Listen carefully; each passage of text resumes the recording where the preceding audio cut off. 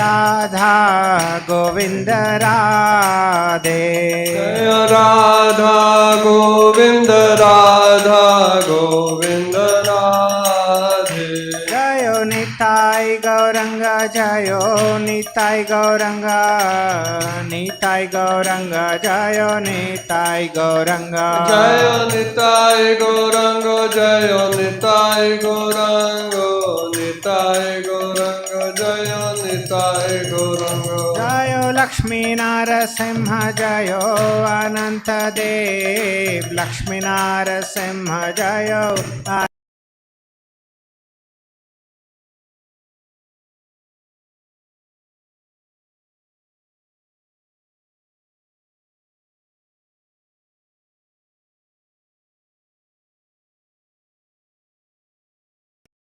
Prabhupada Prabhupada Jai Prabhupada Prabhupada Prabhupada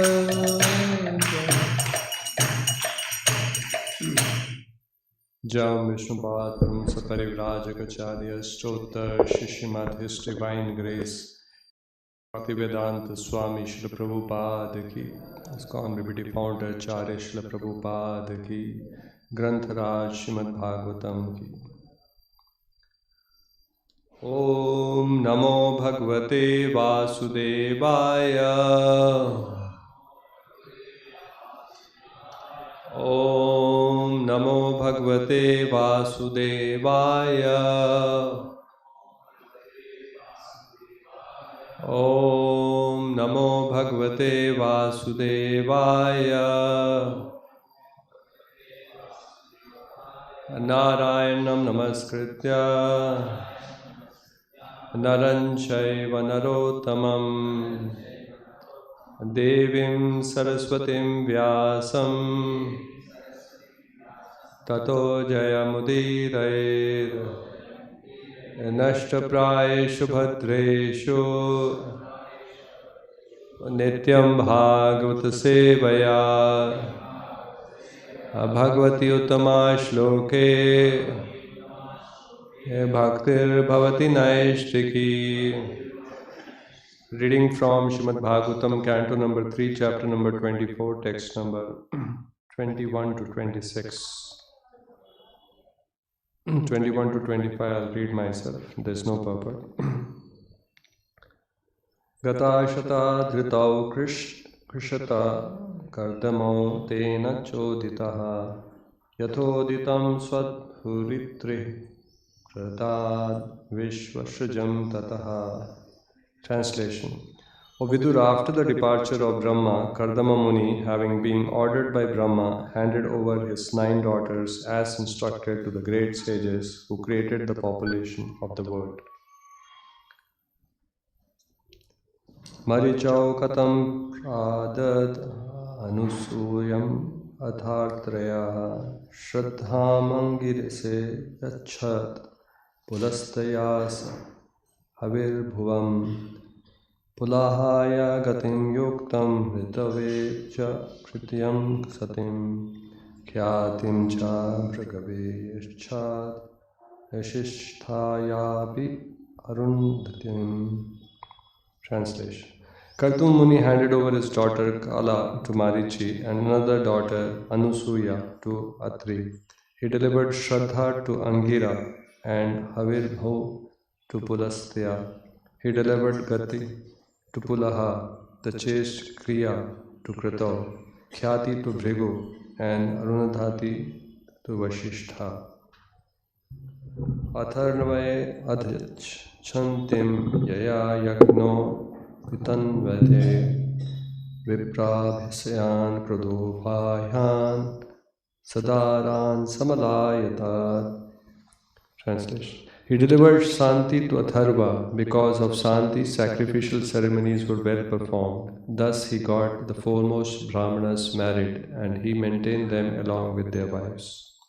Text 25. Tatastu rishaya shrattaha kritadhara nimantraya pratishtan nandim apannaha swayam swayam ashrama mandanam. Translation. Thus married, the sages took leave of Kardama and departed full of joy, each for his own hermitage, O Vidura. Text 26. Sa Javatirnam Triyugam Agnaya Vibudharshabhyam Vivektya Upasangamya Pranamya Samabhasata Sajavatirnam Triyugam Agnaya Vipurashram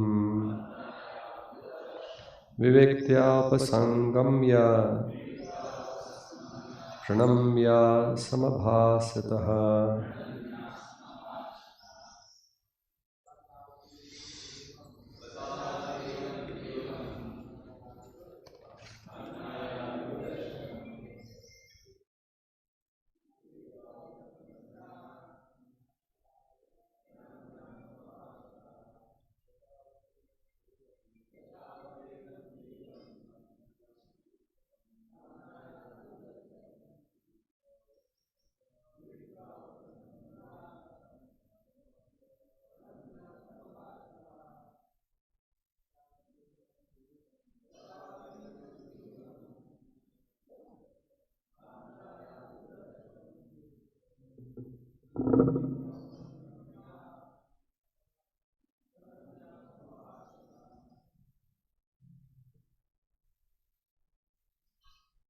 Sa, the sage Kardama, Cha, and Avatirnam, descended, Triyugam, Vishnu, Agnaya, having understood, Vibhudhya, Vishabham, the chief of the demigods, Vivekte, in a secluded place, Upasangamya, having approached, Pranamya, offering obeisances, Samabhasata, he spoke.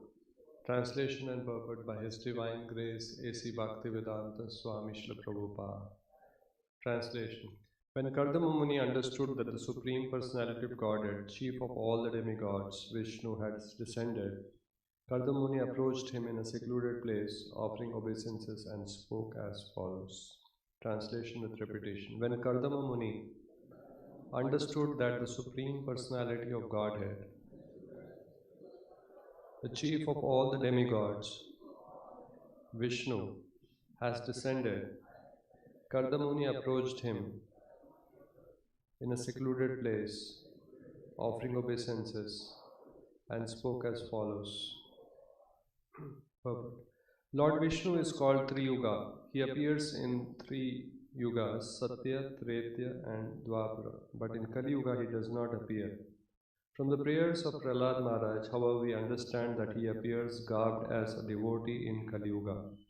Lord Chaitanya is that devotee. Krishna appeared in the form of a devotee, but although he never disclosed himself, Rupa Goswami could understand his identity, for the Lord cannot hide himself from a pure devotee. Rupa Goswami detected him when he offered first obeisances to Lord Chaitanya. He knew that Lord Chaitanya was Krishna himself and therefore offered his obeisances with the following word: I offer my respects to Krishna, who has now appeared as Lord Chaitanya. This is also confirmed in the prayers of Prahlad Maharaj. In Kali Yuga, he does not directly appear, but he appears as a devotee. Vishnu, therefore, is known as Triyuga. Another explanation of Triyuga is that he has 3 pairs of divine attributes, namely power and affluence, piety and renown, and wisdom and dispassion. According to Srila Swamy, his 3 pairs of opulence are complete riches and complete strength, complete fame and complete beauty, and complete wisdom and complete renunciation. There are different interpretations of Tri Yuga, but it is accepted by all learned scholars that Tri Yuga means Vishnu. When Kardama Muni understood that his son Kapila was Vishnu himself, he wanted to offer his obeisances. Therefore, when Kapila was alone, he offered his respect and expressed his mind as follows. Thus ends the Bhakti Vedanta. Om Ajnanatimirandasya Jnananjana Shalakaya Chakshurunmilitan Yena Tasmai Shri Gurave Namaha. Nama Om Vishnupadaya Krishna Preshtaya Bhutale Srimate Bhakti Vedanta Swaminiti Namine Namaste Saraswate Deve Gauravani Pracharine Nirvishesha Shunyavadi Paschatya Deshatarine Jai Shri Krishna Chaitanya Prabhu Nityananda Shri Advaita Gadadhara Shri Vasadi Gaura Bhakta Vrinda Hare Krishna Krishna Krishna Hare Hare Hare Rama Rama Rama Hare Hare. Once there was a disciple who was getting trained by a guru. Earlier the system was of Gurukul, where the Shishyas will go and get trained. So 2 years of training got over, and just like we have before students pass out, even in schools, colleges, there is a final exam. So the Guru told the Shishya that I am going to give you the final exam, and this exam will clearly show how well you have learned the last 2 years. And he also warned that this exam is going to be the final exam and little tough. So the Shishya was ready. So the Guru sat on a chair with a cane in his hand, stick. And the Shishya sat next to him on the floor. So then one dog came, and the Guru asked the Shishya what it is. He said, dog. Moment he uttered the word dog, the Guru took that stick and hit him very badly. Wrong. Again he asked him, what do you see this? He said, dog. Again he hit him. So the Shishya really got bewildered. What is it? Am I seeing properly? What is happening to me? It is dog, and why I am getting beaten? Again the Guru asked, what is this? He says, dog. Again he hit him. So this time the Shishya fell at the feet of the Guru. Shishyaste ham shadi mam tvam prapanna.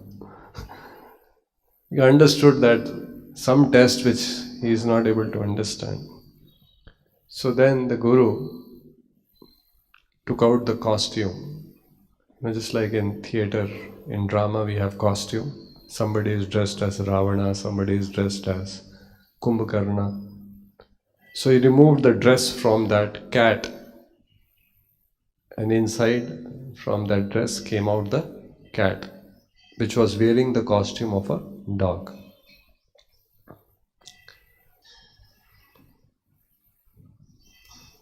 So this world is so designed,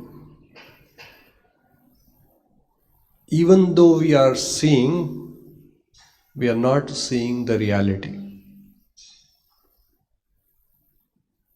Even though we are seeing, our eyes are wide open, but we are still not seeing. That's why that verse is there, Om Ajnanatimirandasya Jnananjana Shalakaya. What a spiritual master does, what Guru does, what Krishna does, is they open our eyes to reality. What meets the eye may not be the real. That's why it's called illusory world. Illusion. Illusion means that which is not. There is so many pleasures in this world. It appears to be pleasurable, just like a beautiful girl for a boy, or vice versa. Appears so pleasing. There is natural attraction.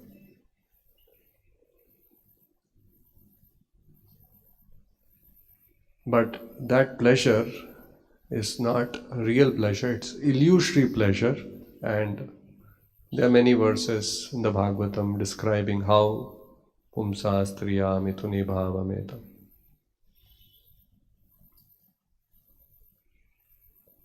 So how do we save ourselves from this illusion, this ignorance, this covering?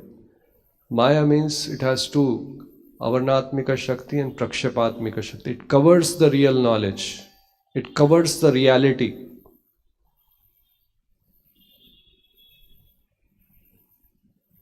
That's why we need to hold on to the lotus feet of a pure devotee who has seen the truth, Tattvadarshi. Tadvidhi pranipatena pariprashnena upadekshanti te jnanam jnaninas tattvadarshina. He has seen the truth. His eyes are open. He is able to see the reality. We are not able to see the reality. We should be humble enough to accept that we are in ignorance. We should be humble enough to accept that my understanding may be wrong.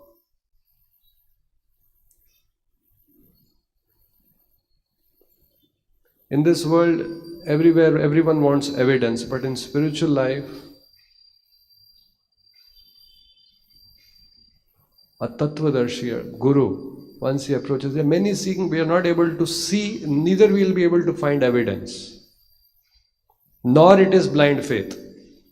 Sometimes people say if there is no evidence, it means blind faith. No, it's not blind faith, still you are not able to see it, and still you have to accept. Soul, we are not able to see.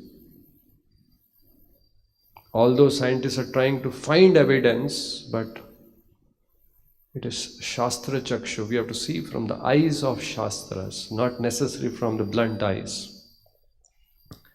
So here, Kardama Muni understood that his son Kapila is none other than Vishnu himself. So Prabhupada in the purport explains that how Three Yuga means the Lord appears in Three Yugas, and in Kali Yuga it does not appear, but he appears in the garb of his devotee, Chaitanya Mahaprabhu. But not everyone can understand. Channam. And then Prabhupada mentions that the Lord cannot be unknown to a pure devotee, cannot be covered from the eyes of a pure devotee. So Rupa Goswami could understand that Chaitanya Mahaprabhu is none other than Krishna himself.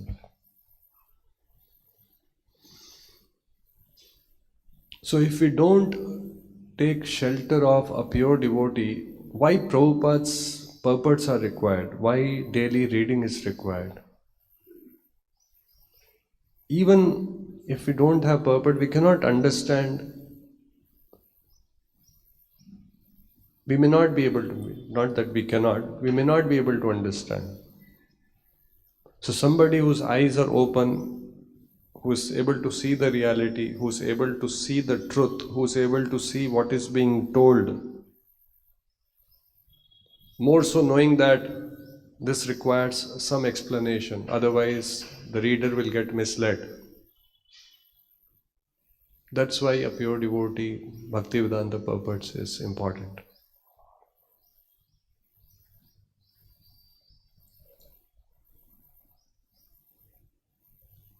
Just a few days back, I was there was a class. I was addressing few devotees. You see, we as Vaishnavas, as devotees, we are very fortunate. We're very blessed. If we were to, there are different Forbes list of the richest companies, Fortune 500, different lists are made all over the world.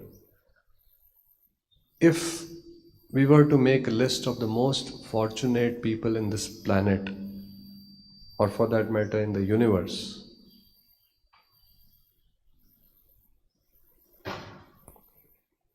may not be individual devotees because many devotees are there, but devotees will definitely come in that list. We are very fortunate, we are very blessed. Why we are blessed? Because we are staying in association of devotees. We have a Tattvadarshi, Prabhupada, as our leader, as our spiritual master. Every day we have good fortune of hearing Prabhupada's Vani, reading Prabhupada's books, attending pravachans, Bhagavatam class, taking Krishna Prasadam, chanting his names, doing kirtans.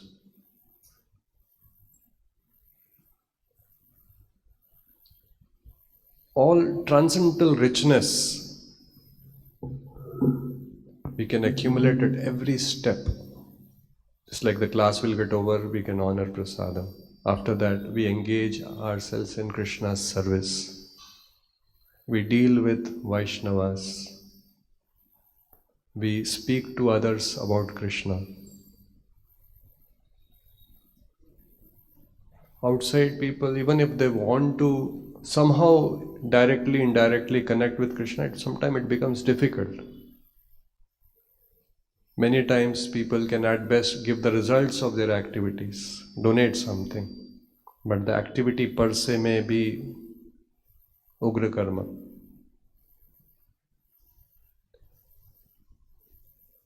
So just like in Vrindavan, we have heard that if somebody goes to a holy place like Vrindavan, if he does some spiritual activity, the results have multiplication factor. If you chant one round in Vrindavan Dham, is 1,000 times the benefit you get what you chant in other places. But again, the opposite also is true. If you commit offences, aparadh in the Dham, even that result also has a multiplication factor.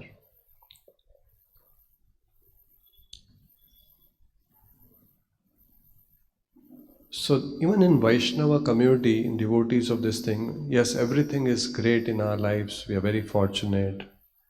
We are staying in community of devotees. But there is a danger also. Just like in a dham you can do aparadhs, that aparadh has much more reactions, severe reactions. So even in association of devotees, the danger which we all have to be little cautious of. We again don't have to be worried and always be fearful of, but we should be concerned, we should be alert not to commit that offense, and that is Vaishnava aparadh. Everywhere is Vaishnavas. All our dealings is with Vaishnavas. So we have good fortune, we can accumulate spiritual credits at every step. And what is Vaishnava aparadh? It's called mad elephant offense. You can grow a garden. Suppose the garden is there. Somebody would have spent 5 years, every day ensuring grass is grown, different plants are planted, watering. But if a mad elephant enters, no time the garden will be destroyed. So likewise, what we are accumulating cannot get vanquished because spiritual credits are permanent. But Prabhupada says advancement can be checked.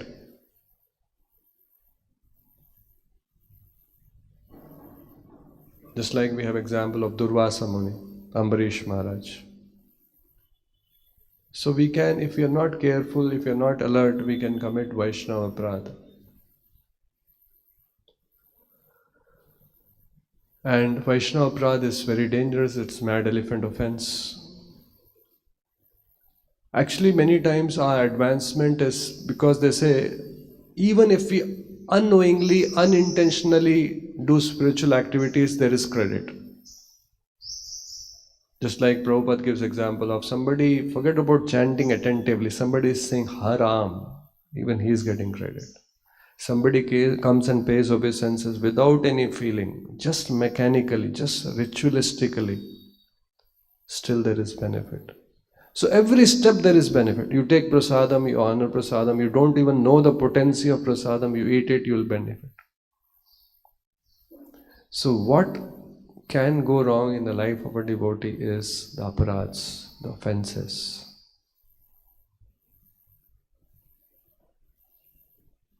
I've shared this many times in my so many years of experience. I've seen many devotees whose sadhana may not be good, but they are continuing.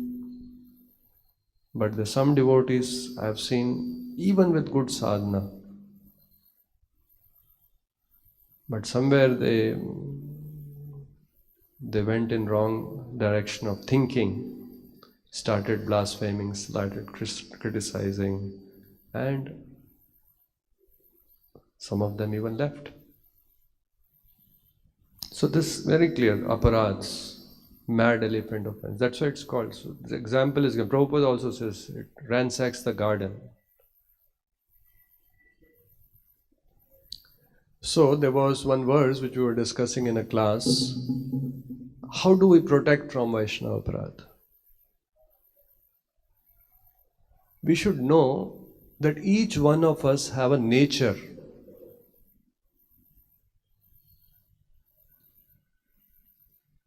First point is to understand Vaishnava aparadha is dangerous. Years of tapasya we have done, years of accumulation, in no time it can be ransacked. Just like the example of a garden. So first we understand that. Step number one, yes, Vaishnava aparadha is dangerous, it can happen. Second point we have to understand is, it can happen with us even if we are careful. Why?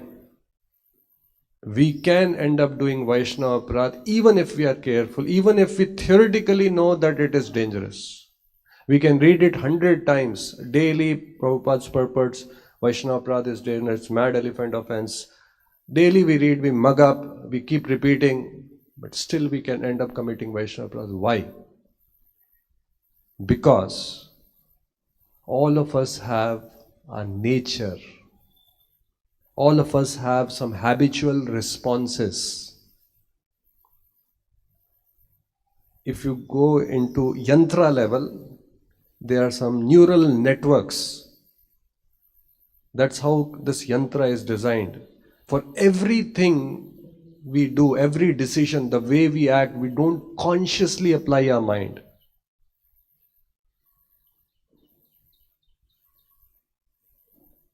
Some actions, by nature's design, by Lord's design, the yantra's design, automatically get automated. If for every action we have to think and use our conscious mind, we'll go crazy.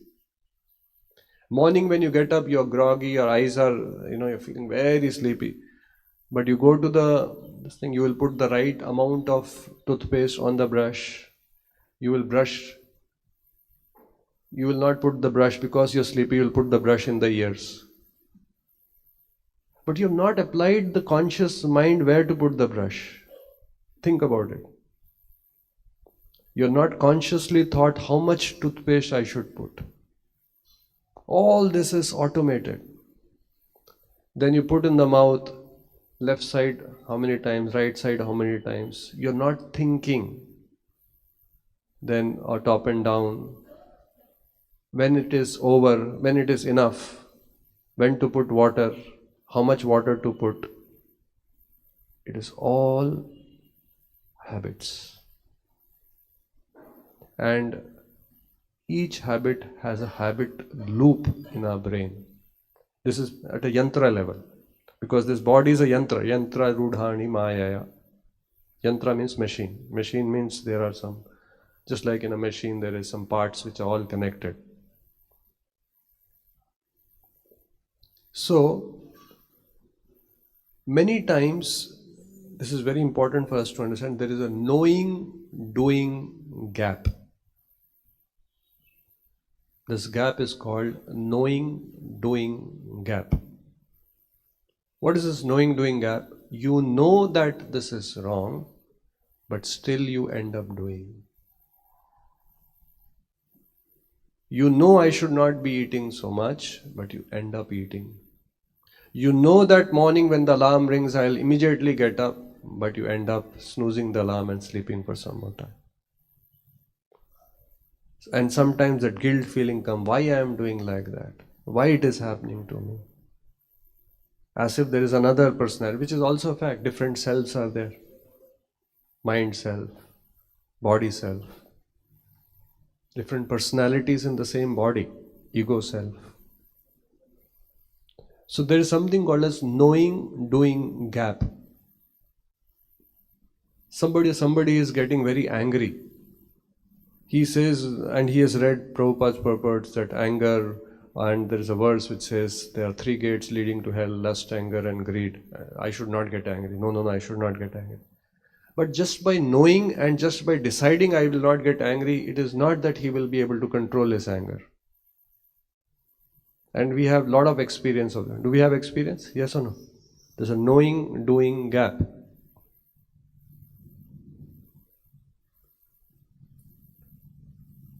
Many times what happens is the brain, how it has got programmed, there is some trigger and our response is automated, is automatic. Even before we realize the response has happened, it is almost instantaneous. It's almost, there is zero gap between the trigger or our response. This is what the habit loops are. Moment an alcoholic sees a bottle of alcohol, immediately the pleasure chemicals and hope for pleasure will start getting released in his body. And much before he realizes, his hand will move or he will start making a plan to reach to the bottle and drinking it. That's why alcoholic or different addictions, people find it so difficult. There are alcoholic people go to de-addiction camps, stay there for days together, months together.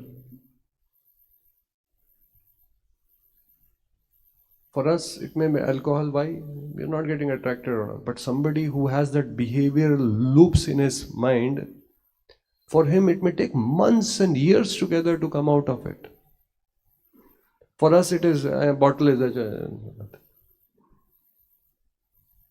But for him, that is a reality. So, the important point to note is, in all our behaviors, there is a knowing-doing gap. The behavior can stem from our nature, behavior can stem from the modes of material nature acting on us. Behavior can stem from the circumstances which has dynamically arisen.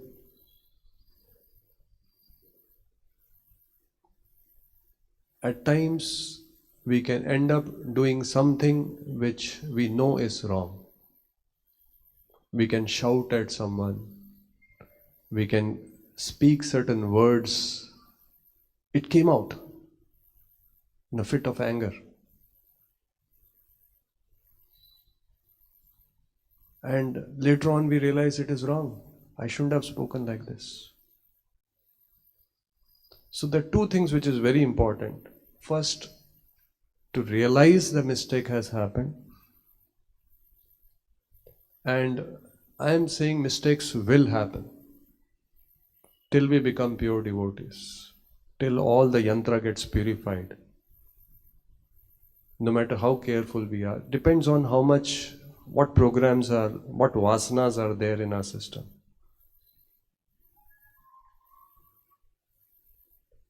What habit loops are running.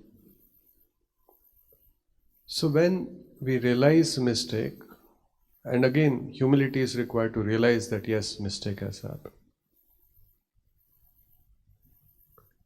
When that mistake happens, the second step is, just like we have example of Durvasa Muni, he went to Vishnu, he went to Vaikuntha, he went, the Sudarshan Chakra was chasing him, trying to protect himself. Vishnu said, even I cannot protect you. So Vaisnava Aparadha, the solution is to go back to that Vaishnava and beg forgiveness. Sometimes ego does not allow us to ask for forgiveness. Why I should ask? He made a mistake. Why every time I have to ask forgiveness? I may ask forgiveness, but I'll not ask him. So if we go with that mentality, then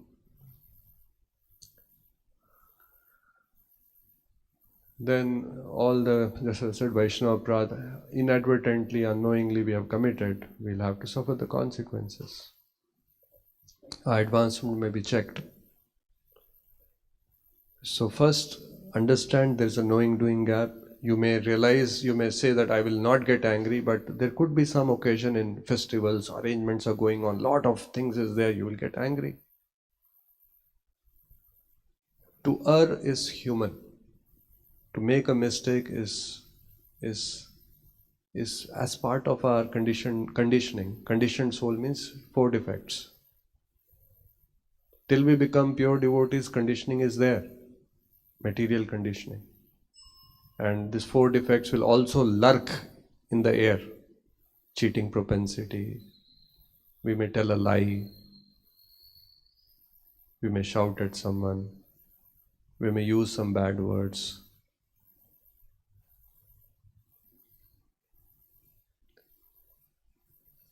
So, humility to realize that I have done something wrong, going back to that Vaishnava, begging forgiveness. That's why being simple, being humble, Trinadapi Sunichena Tharorapi Suni, is very important for us to progress in spiritual life.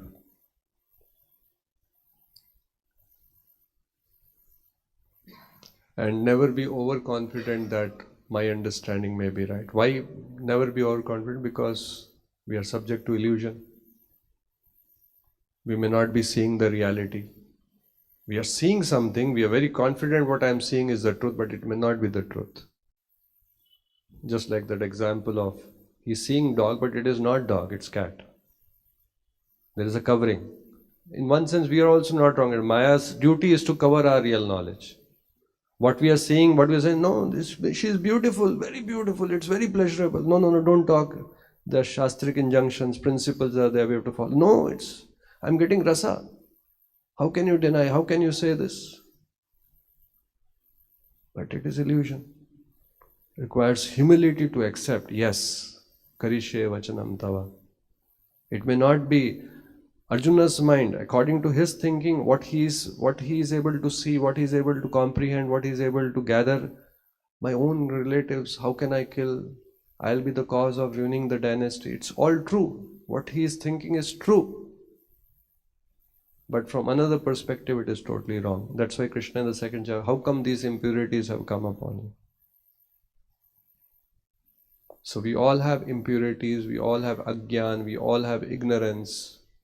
We all can make mistakes. So we have to be humble, have to this thing. And as I mentioned, we have very good fortune. We can always be in touch with the reality.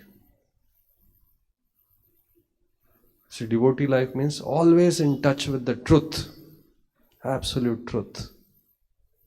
In touch with Krishna. In touch with transcendental knowledge, in touch with Krishna's name. That's a good fortune. But when we blunder, then we become disqualified to be so fortunate.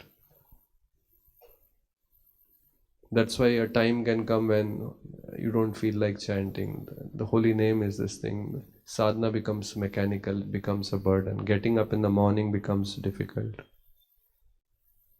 What Shastra is saying, Susukum Kartum Avyayam, is not just to motivate us. It is truth. It is joyfully performed. It is relishable. Anandam Buddhi Vardhanam Pati Pradam. Every step there is enjoyment. If you're not facing this, then somewhere we are short-circuiting the process. So we'll stop here. Anyone has any question? Anything you'd like to ask? Till what time generally the class goes? Till 9 o'clock. Yes.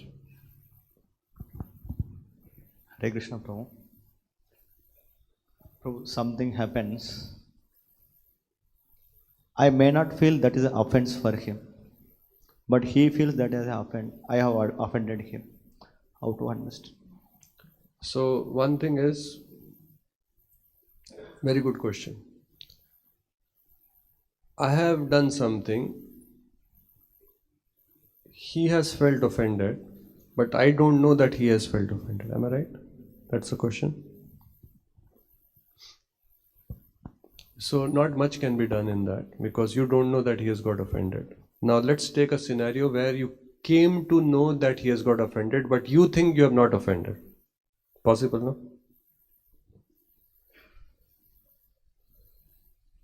And he has got offended, you feel that you are offended, and actually he is not offended. That also is a scenario. Possible, no?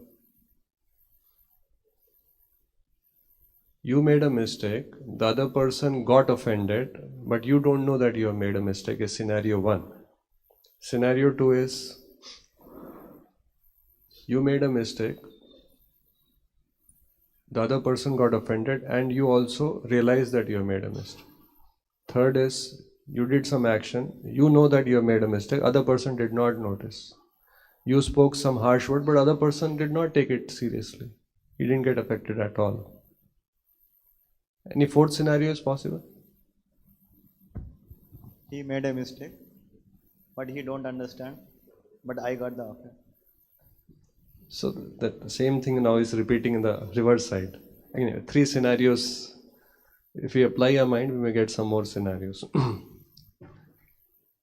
So if he has got offended and we get to know, or we realize that I have made a mistake, whether he has got offended or not, it's always good and safe to go and say forgiveness. He realize or not realize, I have realized it is a mistake, it's good. I have realized I did mistake, I shouldn't have spoken like this. Go and ask forgiveness. You have made a mistake, he has got offended, we have not realized. If suppose he expresses, Prabhu, you shouldn't have spoken like that, again we ask forgiveness. Although we think that I have spoken is correct. Because he has got offended. Our mind will say, no, I didn't make any mistake, I didn't speak harshly, this is what it is. Again it's safe, because he has got offended.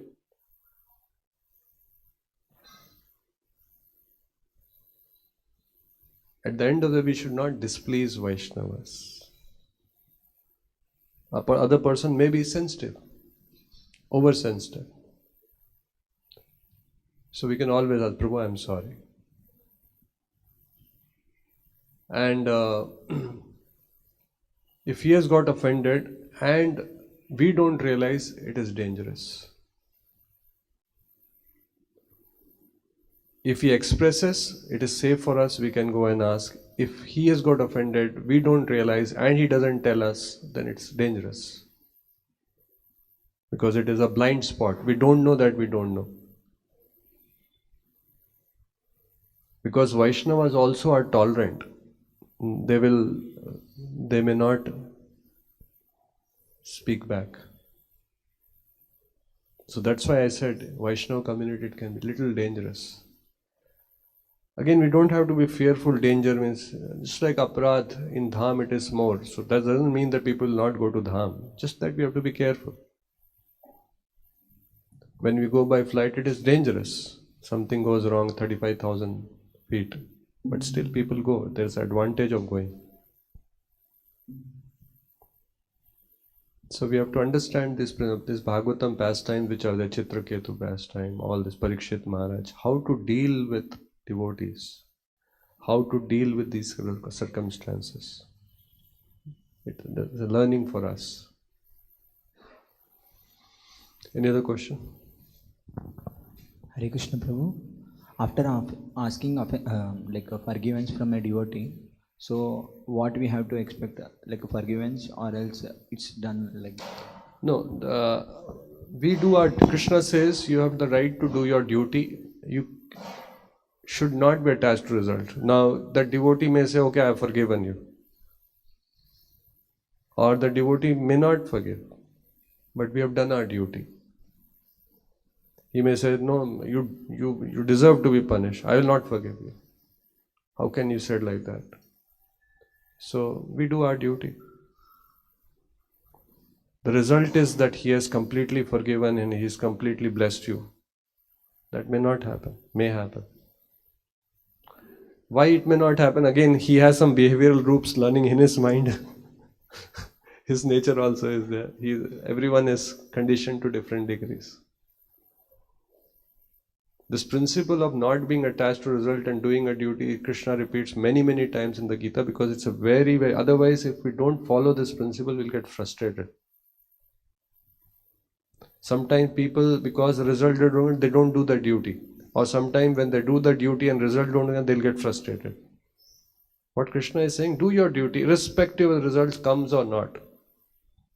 You have the right to do your duty, but you're not. Don't be attached to the results. Not that we should not aspire for results, but don't be attached. Attachment means, if this doesn't happen, I will get completely demotivated. So, when we speak about sensitivities, so there are different levels of sensitivities. So it depends on how much the other person is conditioned and how much we are conditioned. So in one sense, if the conditioning is not much, then it's not even an offense. In other sense, if the conditioning is more, then it's an offense. So irrespective of that, should we go ahead and solve this, or because it's all relative here? Yeah. Some people will feel bad for small thing. You have just said, you didn't say Hare Krishna to him. When you were moving, your head was down, he'll feel bad. Why he didn't say Hare Krishna to him? What he thinks of himself. Somebody can do like, somebody is sensitive like that. Or you're going somewhere, you didn't smile at him. What he thinks of himself. He may curse you also.